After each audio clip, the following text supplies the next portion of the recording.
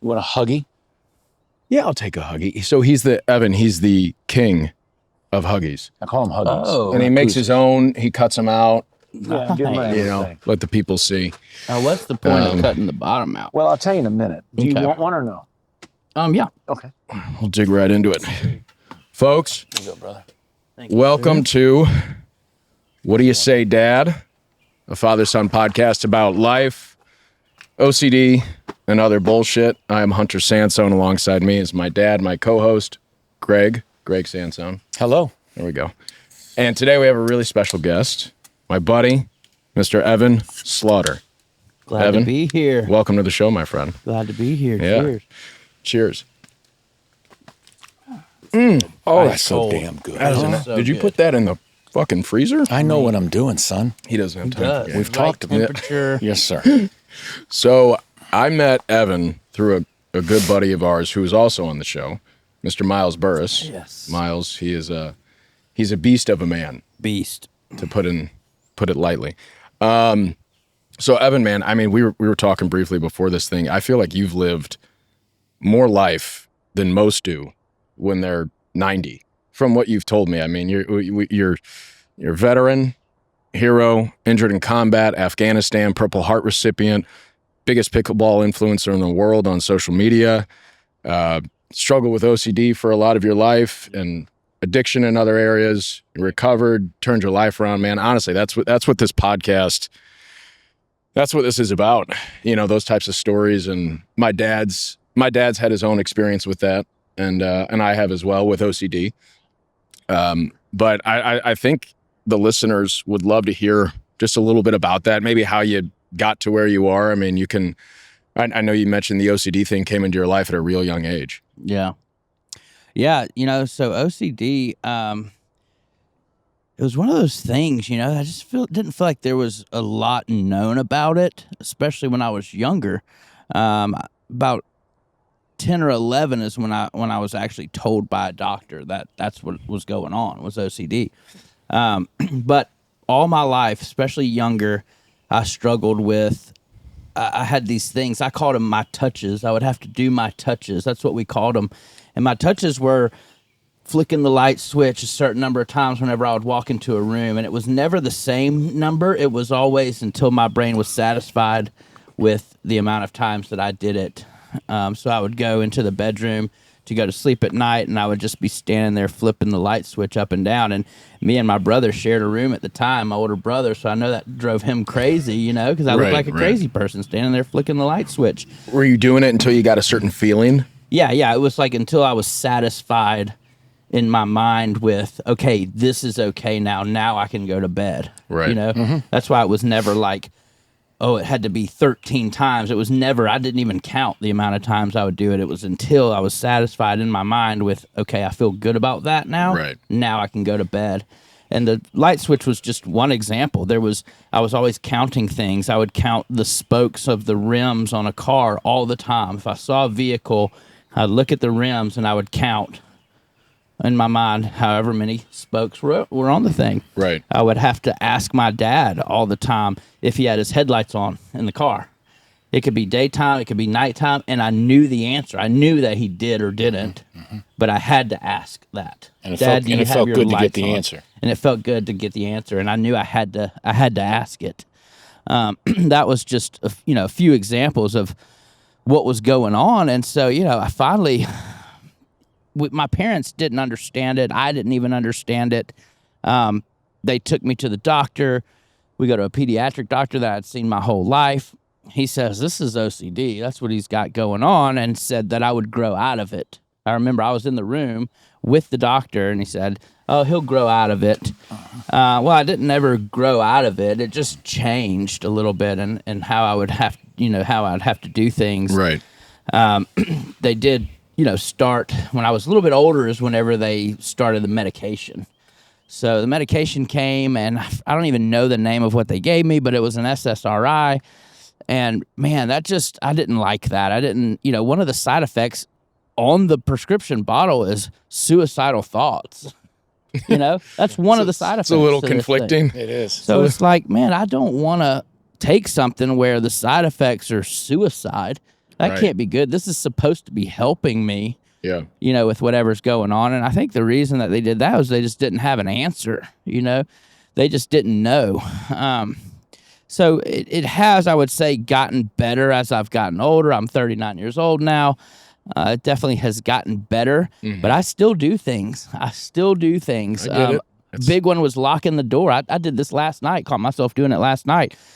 Going and locking the door, pulling on the door handle, locking the door again, pulling on the door handle, lock the door, Yep. and then I can walk away. Right. And I noticed that it really gets worse depending on how I'm doing. If I'm unhealthy mentally or if I'm struggling, depressed, stressed out, whatever, then it's worse. Right. It's way worse.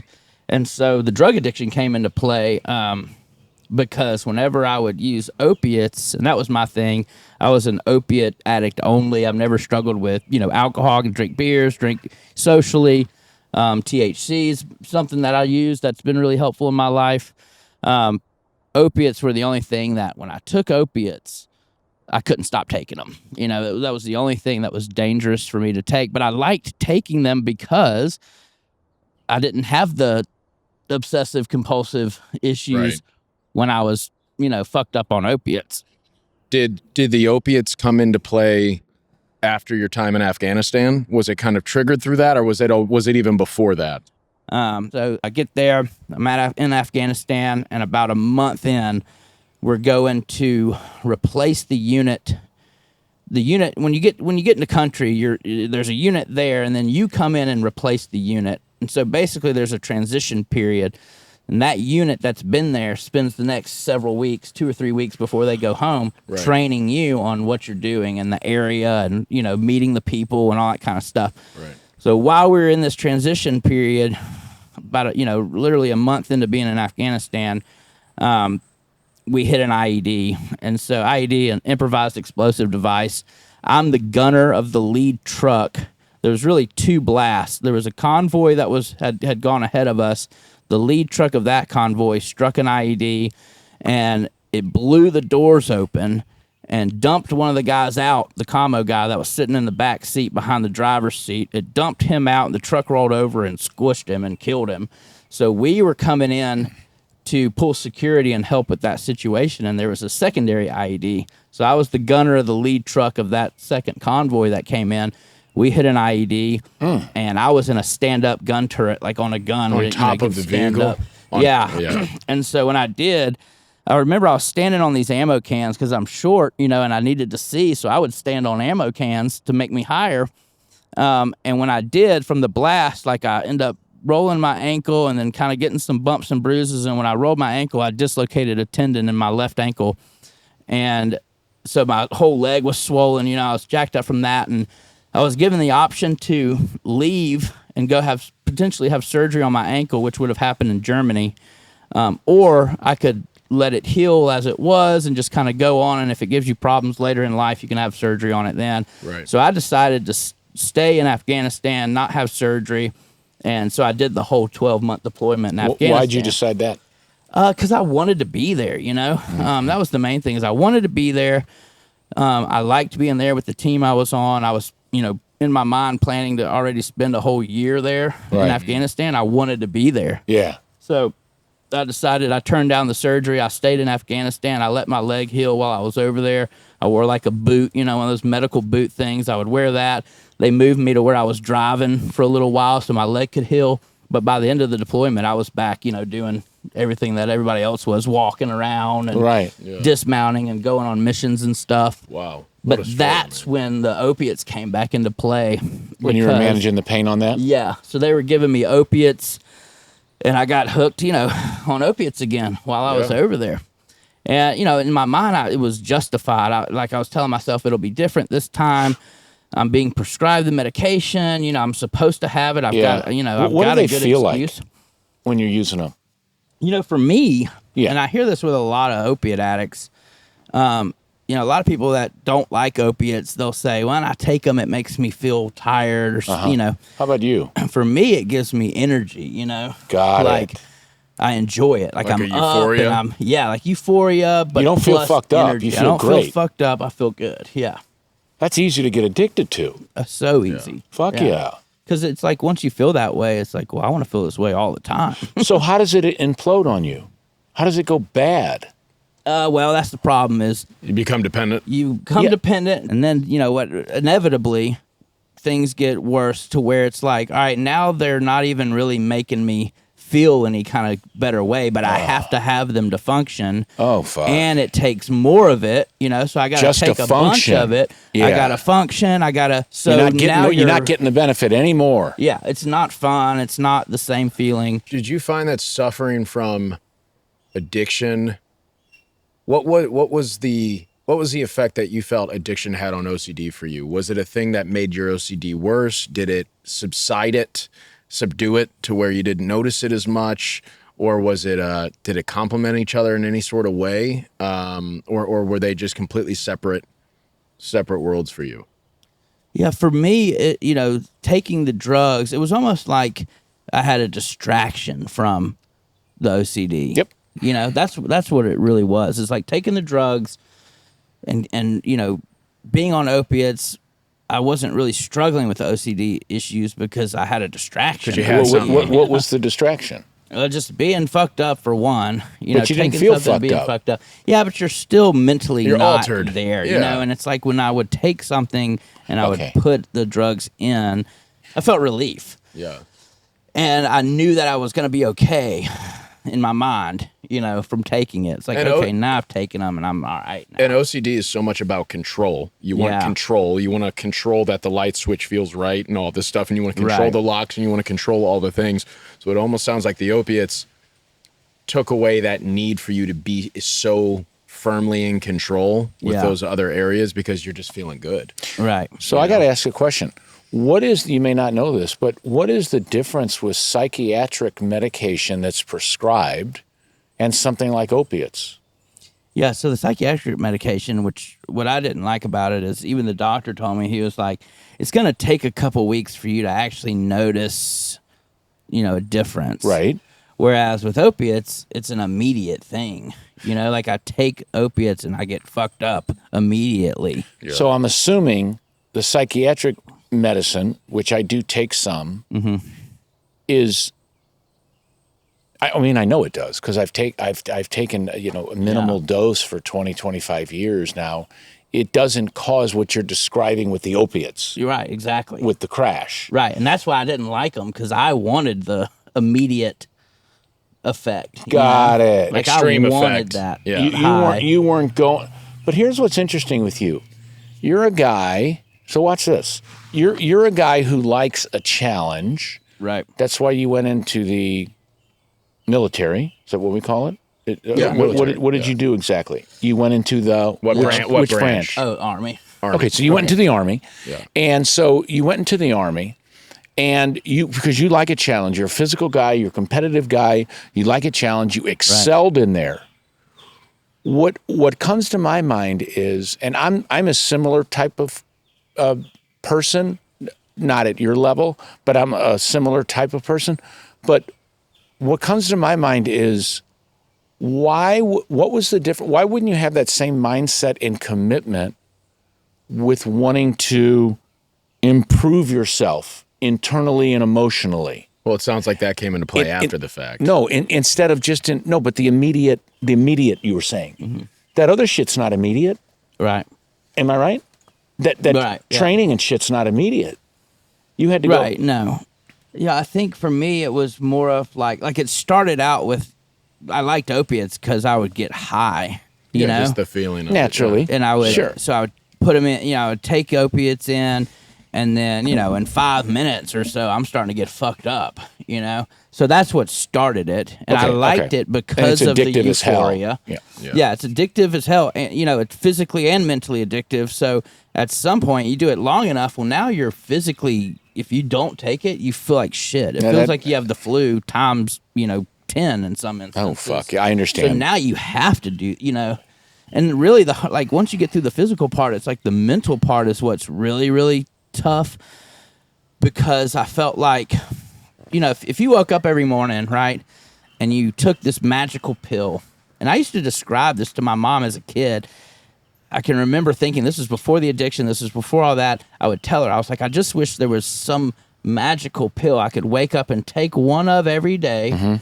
and I would feel fine and happy throughout the day. Right. You know, and then the next morning, I just had to take that one pill again. Yes. You know, that's what opiates Yes. I thought were going to be for me.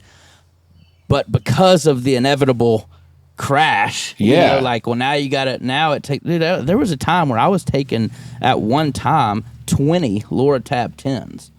I don't know what those are, but okay. So sounds like a lot. Loratab 10 is like a, you know, Big a number. hydrocodone pain pill. If you go to the dentist or 20 of those? doctor and you're like, oh, they prescribe you, they're going to prescribe you like 1 to 2, you know, one, Right. and then a few hours later, maybe another one. And you're messed up I was already. taking 20. I could put 20 in my hand at one time and swallow them. Because your tolerance. That's a lot of Yeah, pain, that's a lot of tremendous. pills, man. you know? And so Right. then that leads to, you know, street drugs and everything All else, sorts because of now shit. the pain Yeah. pills aren't working anymore.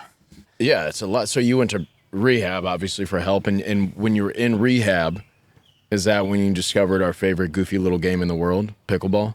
Yeah. So the last time I go to rehab, it was 3 months long. I go, you know, my life was just the worst it had ever been. You know, I was losing. I had gotten married for a brief time, got divorced very quickly. It was not, you know, it didn't last long at all. It shouldn't have happened in the first place.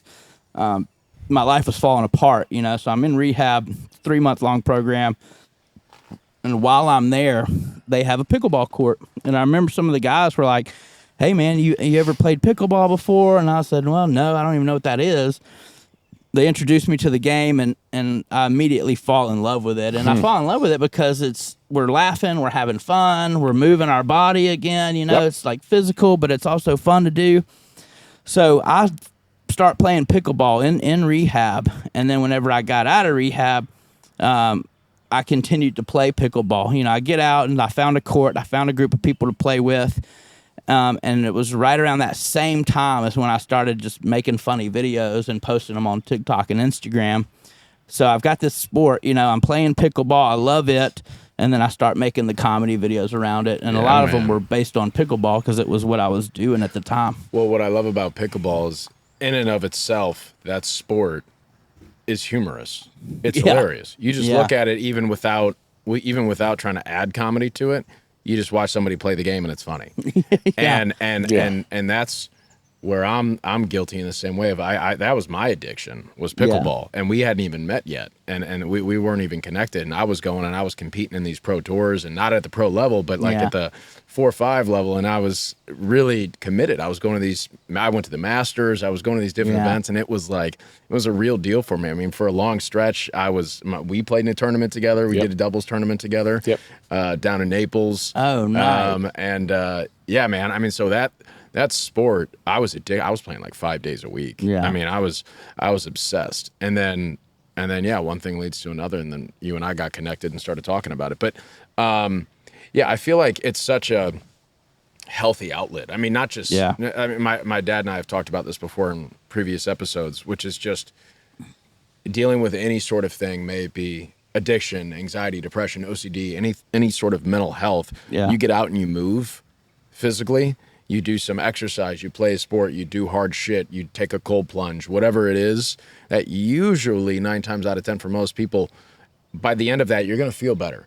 And sure as fuck feel different. And you're going to feel different. I mean, you can't help it. I mean, people talk about these cold plunges nowadays. I don't know how you feel about them. I've taken them before. And you force yourself to beat yourself up mentally. Mm-hmm. And you get in there and you tell your mind, fuck you, because your mind's trying to go to logic about, oh, no, I can't get in that ice cold freezing water. I'm going to die. But if you force yourself to get in it, it's this mindset. It's 1 versus 1. You're showing your brain that it's not in charge, And that's powerful. Yeah, and it's powerful. And you get out of that water, or you get off that pickleball court, or you finish that run or that exercise or that ruck or whatever it is, and you feel better because you're like, oh fuck yeah, I'm in charge of up here. Yeah. You know. Yeah. No, I love cold plunge. For a while, you know, a lot of the content I was doing, and one of the sponsors I've had is Ice Barrel, and you know, I got into cold plunging. You know, I was doing it not every day, but you know, 3 or 4 times a week. And I'm like you, I hate the cold water. Like I can't stand it. It's one of the hardest things for me to do. And so to force myself to get in there and do it, it was like I was overcoming, something really challenging. Exactly. And That helps with the mental shit. The mental was the when whole reason I did it. Right, because when you overcome that feeling of cold, which you despise, which I do too, you then know you can handle those negative feelings and shit from other stuff. Right. Yeah, That's how I know. Transcends across the board, OCD, all of it. I mean, it's the whole I think thing. there's more. Is that true for you? Oh, yeah, Okay, yeah. there's more of a 100%. confidence internally. Yes, yeah. It's like, I'm not so fucking scared of that feeling anymore. Right. That's how it is for me. Yeah. I'm not so scared of that fucking feeling anymore. I just overcame this dreaded ass freezing water. Right. And I despise that. Right. So I can allow for this feeling of discomfort, make room for it, sit up straight, feel it, rather than run off and try to hide from it and get away from it. Fuck it. Maybe this thing will disappear on its own, this feeling. And then it does. That's the work I love. I love getting into the internal basement shitty feeling. Right. Allowing it. And it'll dissipate on its own. Have you ever had any of that? Oh, yeah. Okay. Yeah. It's powerful. Sit with it. Yeah. You sit with it. Yeah. It's challenging, but it's powerful. Yeah, and control my breathing and learn how to take deep breaths. And then, like, for me, it was also it was teaching my brain to, like, just go and do it, That was a big thing for me is, the debate that I would have in my mind over things, right? Whereas in the cold plunge, just forcing myself to, all right, 1, 2, 3, go. That's it. And triggering that part of my brain to do that has transcended into other avenues in my life, Yeah, like, absolutely. hey, just go and do this. Just, take that step, take that thing. Don't overthink it. Do it. And I feel like that's the thing a lot of people miss when they talk about cold plunging and stuff like that, because it gets a lot of shit because, whatever, it can become an ego thing or you're posting about it or whatever it is. There but are people think it's going to make you lose a bunch of weight. Yeah. Which is just not the case. All that different stuff. And I feel like the key is for most people who are truly doing it for whatever reason, it's because it's a battle up here. It's helping them overcome a battle up here. And I'm never going to forget the first time I had him try a cold plunge, which was actually a cold shower. I was on a show, and the actor who played my dad was telling me about cold plunges and cold showers. And so I started taking them, and I separated my shoulder. and I was freezing, and so I told my dad about it. And so I was visiting him back home in St. Louis. He threw a bathing suit on and got in the shower, and he turned on the cold water, and he was throwing punches to get through the Felt cold. like it was electric shock. Yeah. Felt like it was electric shock. He was fighting for his life. I think he was screaming, "Fuck you, motherfucker!" I threw my shoulder And he was, and he walked out of the shower like this. He injured himself from But shadow I did box. it. I did it for 3 minutes, and I was like hurt, and I was happy. Yeah, because he got through it. But he threw his shoulder out from shadow boxing in the shower. I still have that injury today. That's Yeah, been he still can't lift the same. 6-7 years now. So cold plunging's changed your life in a lot Changed of my ways. life. I cannot do bench press if I want to. Yeah. That's great. guy used But to- I know that feeling though, like to punch would make sense because I'm terrible at it. When I get in, I'm like, Right. like, Right. Does it ever subside for you? I mean, a little bit, Right, a but little bit, honestly, right. I like that part. Like, I like getting in there and going, just got getting that it. aggression out and like doing whatever it takes to just do it. How do you feel afterwards? I feel fantastic It's a afterwards. I calming- don't know if it gives you, Yeah. I like, feel it like wakes that's me a- the hell up. like Right on. That's Right like a on. natural high for me. Yes. Like I truly walk out when I get out Wakes of you up, that's when right. I get out of a Yeah. 3-minute cold plunge, my body is warm. I Yeah. feel heat all over, and it takes me about 2 minutes to actually be like, oh, I'm good now. Yeah. Like 2.5, like 2:15 maybe. Yeah. And so the You last mean in the cold plunge? in the cold plunge. Yeah. So then the last minute I feel good, but the first 2 minutes always fucking suck. Yeah. There's not, for me at least. I mean, some people maybe it's different, but the first 2 minutes suck. But yeah, man, it really, it's across the board, helps with mental health. I agree. Speaking on that, so my OCD, had it. I'm 61. I've had it since I was 18. And I have had some very, very dark moments with it. And the thing that, and I don't do, well, I do the cold shower every day after the end of my shower. I will do that for at least a minute and a half, and that fucking is nice and painful and nice. But the thing about the when I was doing the cold plunging, when I was doing the bathtub full of ice thing every day, is that what is so cool about it for me is it takes me, that cold water takes me to like almost my darkest place. Mm-hmm. It takes me to, in that OCD has the darkest, scary shit. And the depression with it, very scary. So the cold ice water takes me to that dark, there's nothing wonderful about it or retreating. So it takes me to that dark place, and then I have a decision to make, a choice to flee or to say, fuck you, I'm willing to die. Right. And when I'm able to say, which I do, fuck you, I'm willing to die on ice water, because I fucking hate cold. Mm-hmm. There's healing that comes across the board with everything for me mentally, emotionally, OCD, depression, whatever the fuck I'm suffering from internally. I've strengthened that. I guess it's a courage muscle. Mm-hmm. It's a courage muscle to look right at it, at the fear and the pain, and to be able to say, fuck you, I'm staying. Yeah. God damn. Yeah, that's huge. That's fucking huge Yeah, for me. it really is. Yeah. For my mind. Right. And my emotions. Right. Fuck. Now, one thing I will brag about with my dad is his methods of overcoming OCD. It's, for me, it's something I had with health OCD, obsessing over certain physical symptoms and sensations in my body, thinking it's the worst case scenario that I'm dying over a headache, or well, I immediately think it's a brain tumor, something crazy like that. Or moral scrupulosity, which is an obsession with being a good person, and all sorts of different ways that OCD can manifest itself. Because there is the light switches and the hand washing and stuff like that, but then there are those more kind of cognitive ones, which are what I had just mentioned. Thinking. Thinking. Mm-hmm. And so one of the biggest things he helped me with when I was going through it was exposures. And are you familiar with those at all? Well, I feel like you will be. I mean, I need to. I was going to say, I'm interested so, in now. I mean, how would you describe exposures? Exposure response prevention, ERP. If you Google it, it's the gold standard treatment for OCD recovery behaviorally, not medicine, just behaviorally. And exposures are where you expose yourself to the thing that freaks you out, to the discomfort. So intentionally, on purpose. And then the response prevention is you don't do what you want to do to relieve that discomfort. You sit with the peck and pain like you do in a cold shower, cold plunge. You sit with it until it leaves on its own. That's the work. Dang. And what would an example be of that with a specific OCD? Well, an example of that would be with your health stuff. When you have a headache and your mind would say to you, "Oh, it might be a brain tumor." You take an index card, you write down, "I'm having a headache. It may be a brain tumor," and you read that card 10 times slowly. You put the card down. Each time you read it, you put the card down. You feel the distress inside of you, the anxiety, the fucking freak out. You open to it. You allow it. Resistance is what perpetuates it. You open to it. You allow it. You read it again. And then as it starts to come down, you read it again. You're trying to bring your anxiety up. You're saying, fuck you.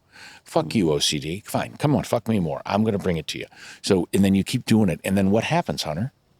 It subsides or He's completely goes away. Yeah. No, I've experienced it in multiple ways. I mean, it's that same idea. It's whatever your thing is. Yeah, you tell yourself you don't want to think of a pink elephant. All you're going to do is think of a pink elephant. Right. So it's or that light switch, or that light switch. You got the urge to do the light switch, and you go over to the light switch. This is ERP. You go over to the light switch. You got the urge to do the light switch, and instead of doing the light switch, you go, I'm going to live with this discomfort. And you just sit there and stare at it. The door, whatever it is. Tonight. Yeah, and it's not. I'll check it 4 or 5 times. Right. And what you would do at the door is you would try to lock it in a way that doesn't make you comfortable. That would be your exposure. Yeah. To actually physically, intentionally try to lock it in a way that would make you uncomfortable, that you don't like. Yeah. Wow. And then you deal with that generic feeling of distress inside you, and that's a whole nother thing. You open to it and allow it, and you say, come on and give it to me. Yeah. And when you do that, which you haven't done before, because you told me you haven't done it dissipates. It's fucking weird. Because it's better than any drug. Wild. Better than any fucking drug. The idea You just got to behind- earn it. You got to go through some pain first, Yeah. but then it's right there. See, I think I've done that on accident, not knowing that's Okay. what it was. Okay. In a sense, because what I've done before, because this is active. This is stuff I deal with now. Yeah, me too. Last night, today, anytime I go in the door, it's something that I'm doing, and I ask myself in my mind, like, why are you doing this? What's going to happen if you don't do this? Right? What's the worst case scenario that's going to happen if you don't check the lock in the door? Well, in my mind, or what I tell myself sometimes is, well, my whole life's going to come crashing down. My world's going to fall apart, Well, that's not going to actually happen. If I don't lock the door, if I don't check the locked door like I think I need to, what's the worst that could happen? Well, someone breaks in, right? They come in, they go through my door, and they steal all my shit, Right. Well, I told myself, I did this the other day.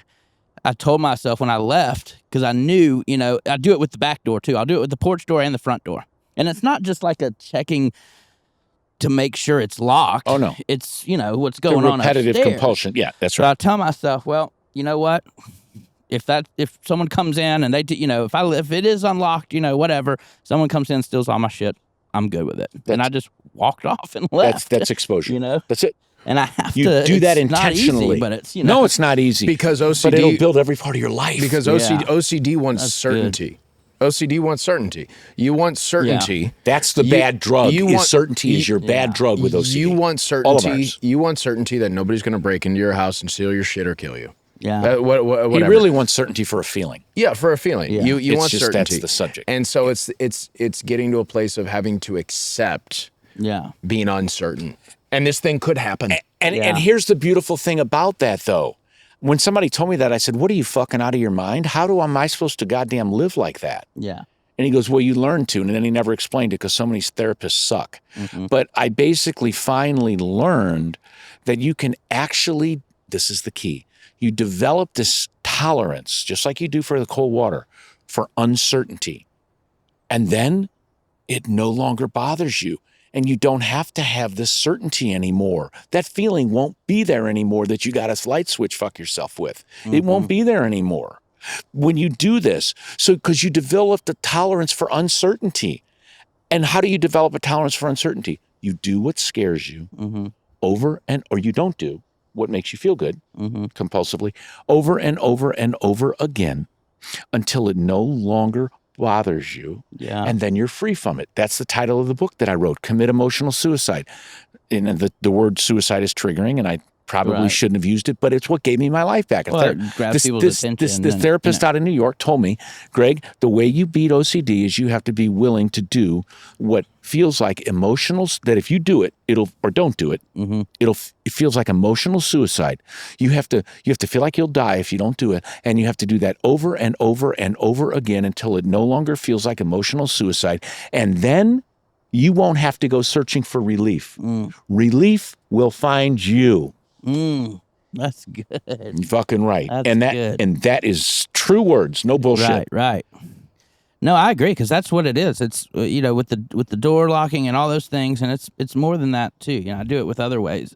Sure you do. Other ways all the time. And it goes across the board. Consumes your life. It consumes your life. You're a slave to it. And that was the words that you said. It's like, you'll die. Like, I'll die if I think, and it's more than that. It's more, not just a physical death, but a mental death. It's like, my life is over if these things don't happen. But in reality, it's ruining my life. Right. It's ruining your life. And in the moment when it feels like your life is over, okay, in that moment, you have to have OCD recovery, you have to be willing to die. And then you're free. Yeah. But you can't bluff it. Right. Well, see, and that's I've had people wanting me to do ayahuasca before. Okay, and what is that? Familiar with ayahuasca at all? I've read it and heard it, and I'm blanking on it. Is that a tree bark thing that's prevalent in Central and South America? They use it. It's basically like a really wild hallucination experience. Is it a plant medicine thing? Yes. Yeah. Got it. And When you have you to have a ingest- you shaman. You have ingest to have a something. thing. You ingest- yeah. And that's the thing that you have to overcome. It's very powerful. And they use it a lot to treat people with drug addiction and issues like that. It's the fear of people are so scared. If I take this, they don't know what's going to happen, right? They're afraid, and it's the same thing. It's overcoming that fear of the unknown and death, essentially. Right. And you just let go of that, and There you it just is. experience whatever's about to happen, and that's where the power and the healing comes. You know, And so you if you can can do find that that on your without own. it, yeah, exactly. You can do that. You can now. What are you doing? You're stepping into the lion's den. Yeah, And but what's your fucking life worth? right, What is your life worth? right, yeah, God damn. yeah, It's taking your life. It's killing you. right, It's robbing us. yeah. So I'm going to fight for it. Right. I'm going to be a warrior. You're already got that experience in fucking combat. Right. What does a good soldier do? He goes. He doesn't give a fuck if he's yeah, scared. Yeah, that's Put right. that same thing together. Give yourself a command. Yeah, You get commands when you were in the military. Give and yourself. I loved it. I loved it. Be, I be, loved be that, your own you know? command. Be your Yeah. own sergeant. Give yourself Ooh. the fucking command. Be your own sergeant. Man, I Wow. didn't know this was going to happen on this show today. I feel free already, man. I'm getting Fuck free. yeah, baby. No, but you know, Let's what was go. crazy is you asked me about the military, and what did I say? I said security. I wanted the Right. security, and Hunter said it, certainty. Certainty. it. I like certainty. OCD loves I certainty. love certainty. Sure you do. I love to be promised something and guaranteed something, and then I hold it to that. You know, It's I your- hold on to that. That's your bad drug. Yeah. Certainty is your bad opium. Wow. That's your fucking enemy. Yeah, yeah. Yes, and the sir. drug addiction relieved me of that. That's for a little while. right. That's why I would abuse drugs, because it didn't. It made it to where I didn't have to flick the light switch. I didn't have to lock the door thing. I didn't, because I was, fucked up. I was, Right on. And I was feeling relief from that You can get that another way. because I was abusing drugs. Fucking A. It's crazy. Like OCD has been, it's been something in my life that has controlled and consumed my life for so much of my life, right? And I didn't know that that's what it was until later in life. And like I was saying, I haven't done much research on it, but I felt like we as a society didn't know. Doctors didn't No, know. they fucking They didn't. don't know how No. to treat it. They want to put you on some drug. They want to, and I'm not knocking people that No, use I hear what drug- you're you know, saying, but they didn't know. but for a drug addict too, that didn't, that wasn't good for me, That's why I couldn't take SSRIs, because I wanted something that was going to give me an immediate effect and all that stuff. But we had a family in the church that I grew up going to back home, and they Alabama. beautiful family, yeah, in Hoover, Alabama, beautiful family, 4 kids. Dad made plenty of money. Family was very well off. Everybody was good. Beautiful home. And one of the youngest son, I didn't know it, but we knew that he was struggling with mental health. And he was senior in high school, maybe freshman in college age. And I had come home from the military. I was out of the military at this point, and I had gone, at this point in my life, I had overcome a drug addiction one time and was doing really well at the time. I was sober. I was doing, I'd overcome a lot of PTSD stuff, mental health issues, all these things, and I was doing well at the time. And we went to a football game, went to an Auburn game, and there was, a little tailgate going on, and we were at there was like a Fellowship of Christian Athletes area or whatever that people were hanging out at, and this younger kid of the family was there, and there were some other people from the church group there, and me and my dad stopped by the tailgate to say hey or whatever, and he came up to me and he was talking to me, and because I knew that he had kind of been struggling, we didn't know what was going on. It wasn't drug addiction stuff, it was kind of some mental health stuff. Yeah. And he came up and just kind of talked to me and said, hey, I'm just really encouraged by how you're doing and how well you're doing and that kind of stuff. And so we chatted for a little bit and go on, and maybe a year or so later, this guy ends up taking his own life in the backyard of his parents' house. They come home and he's killed himself, right? And guess what it was? It was OCD. He had been diagnosed with OCD and was struggling very, very badly with it. And his older sister, became an advocate for it. She does a lot of work with OCD stuff now and foundation and stuff like that. And when I found out that it was OCD, it really hit me hard because Fucking I right. know what that's like. Fucking right. And it's a shameful I disorder. know People what don't want to that's talk about like. it. Right. Yeah, you And don't to want to take your own life from it, thankfully that has, I didn't take that path, thankfully, but I know that what that's like. You know, You can see how it I can know get to, that how that it can can- get to that point. exactly. Yeah, absolutely. I know that it can ruin your life to the point that you can't take it anymore. Yeah, and like you had said, you felt like it was so hard to find good help out there. I mean, he didn't Exactly. They pumped him up on a bunch of, different meds, and they kept changing his meds and this and that. And that's when I realized too, it's like, well, the side effects are suicidal ideation. Yeah. A lot of these meds that he's taking too, not saying that was the cause, but when you're changing meds like that and, very strong ones that fuck with your brain chemistry and all that, I can see how that plays a role. You're getting chemical imbalances and the whole I just felt so bad. I was like, because man, that's, Shame. there's a solution and it's not that. No, shame plays a big role in it too. I don't know about you, but there was this embarrassment that I had by having it. Like, what the fuck am I doing? Right. And it's illogical. Can't tell anybody this. No, I can't tell anybody. Yeah. And that's what makes it grow. So there's a saying there, we're as sick as our secrets. Yeah. Fuck the secrets. Yeah. And it's like, bring this shit out, man. And I don't mind telling people. I've had it for over 40 years now. Yeah. I'm 61, and I've done a lot of work and growth on it. But what's given me my life back is being raw, brutally vulnerable, and honest about it. Fear about what if something fell out of the sky and hit me? What if I go to bed and have a bad dream? What if I go to hell? What if the ground falls out from under me? What if this number I see, this unlucky number, means God doesn't love me and I'm fucked and he's going to curse me now? What if?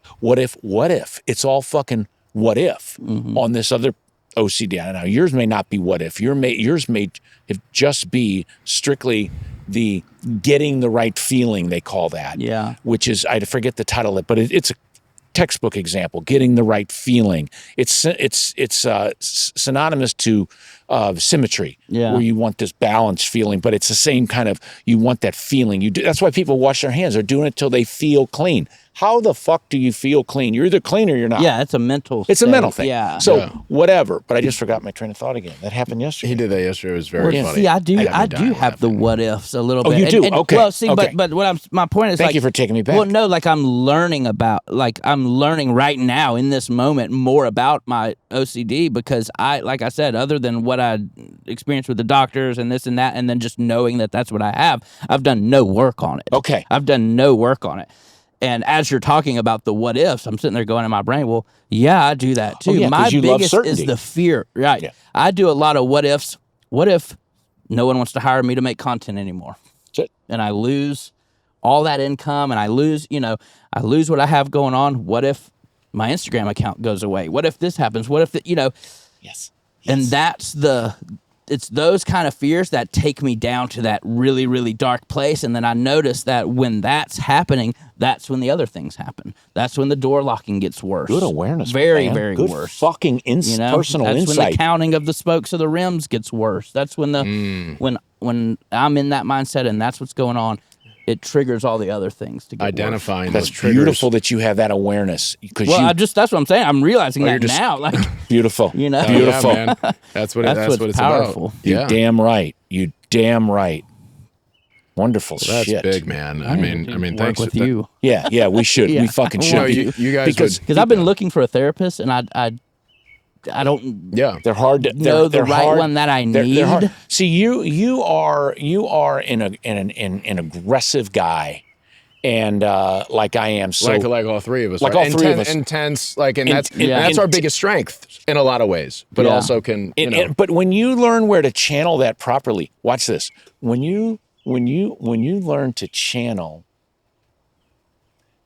intensity, when you learn to channel being intense about letting go, Yeah. now you get your life back. Yeah. And all of the what if, different than anybody else. Yeah. With OCD, or some even without OCD. What if I lose this? What if this happens? What if this? What if this? What if that? What if that? What are we doing? Fear. The same thing we're doing with the lights. You're trying to get a comfortable feeling. Yeah. And when you say, fuck you, comfortable feeling, come and fuck me with it. Come on. Yeah. I'm going to take it. I'm not going to answer that what if.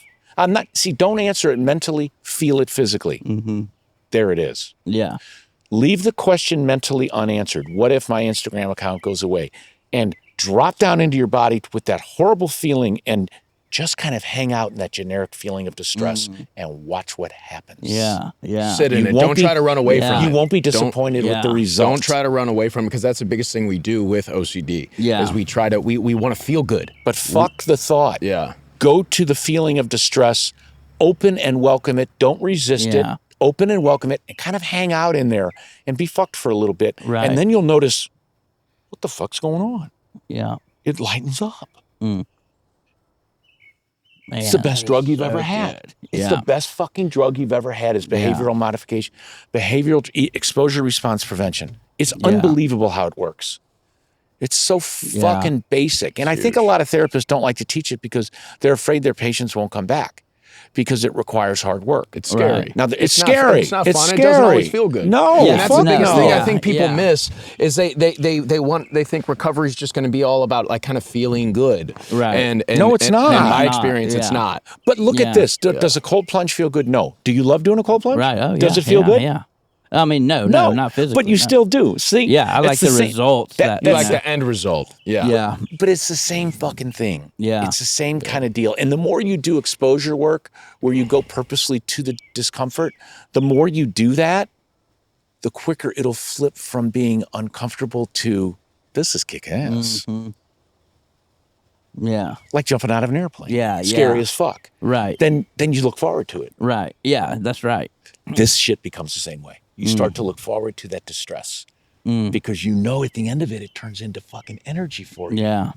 And when you get energy, it's like, oh, fuck, I want more of that. The Yeah. difference is you don't get withdrawals from doing the exposures. Right. That's right.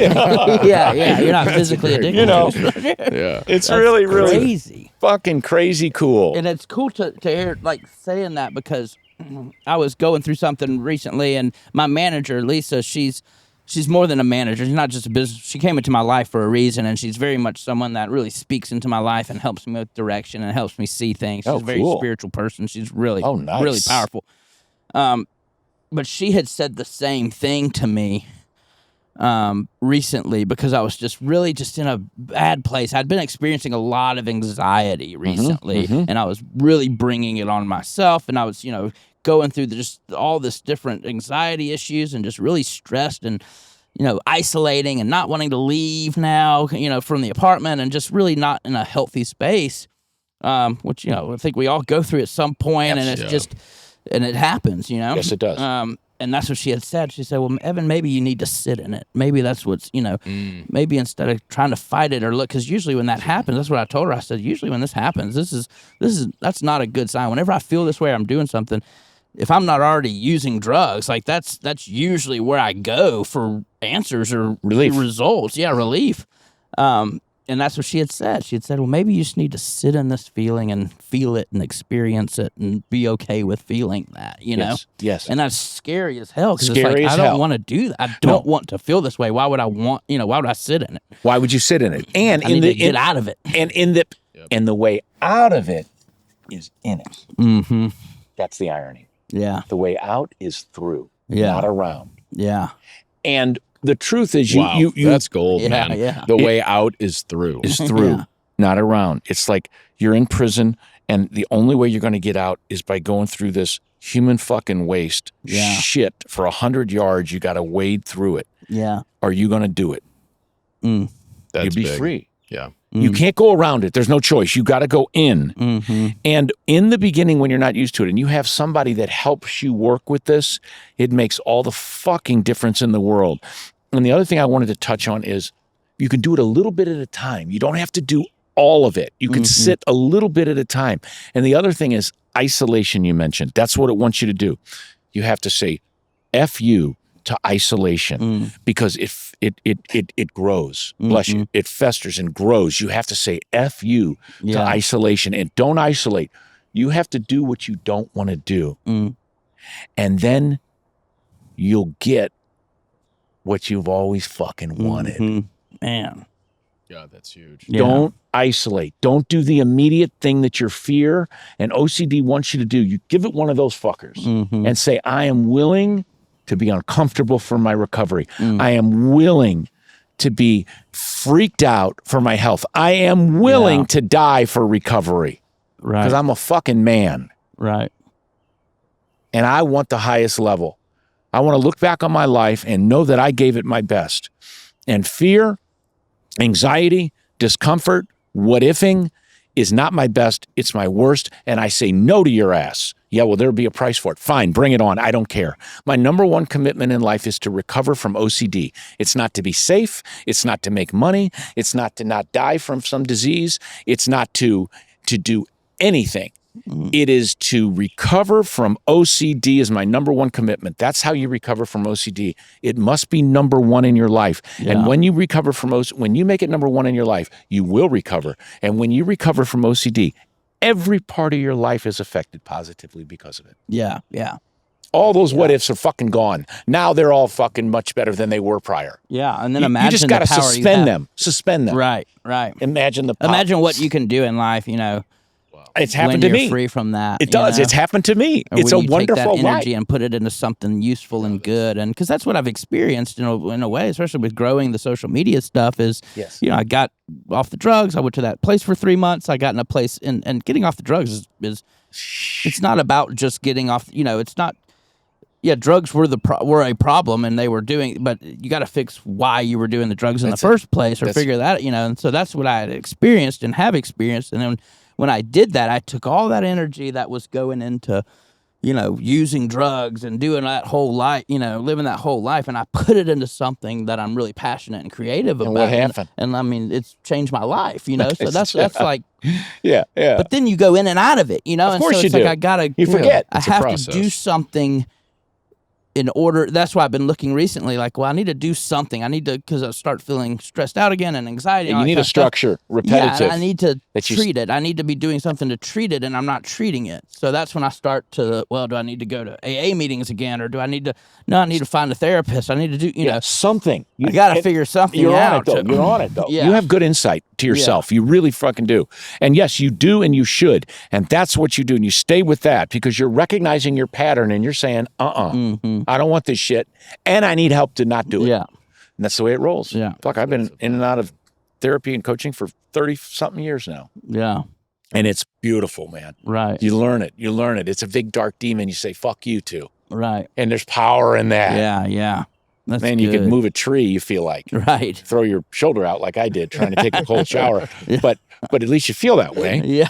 Yeah. That's right. Evan, thanks for being so vulnerable, man, and sharing. Thank you. Because I feel like, I mean, people are going to benefit from just hearing real life experience and vulnerability. I mean, because I feel like OCD is a pretty misunderstood disease, you know, because you hear about the mainstream sort of 100%. idea of what OCD is, but then there are all these being little real organized. That's there are not all OCD. these little nuances. Oh my God. I was saying the all same these thing nuances to someone. It's insulting to someone insulting with as fuck. OCD. Yeah, it is. So OCD, I always check to make sure the garage door's What does closed. that like, mean? no, you're not. You don't know It's what like OCD you don't even know OCD's the ruined first my half of- life. You don't know what OCD is. You don't know the first half of what the fuck OCD is. Yeah, no, it's true, man.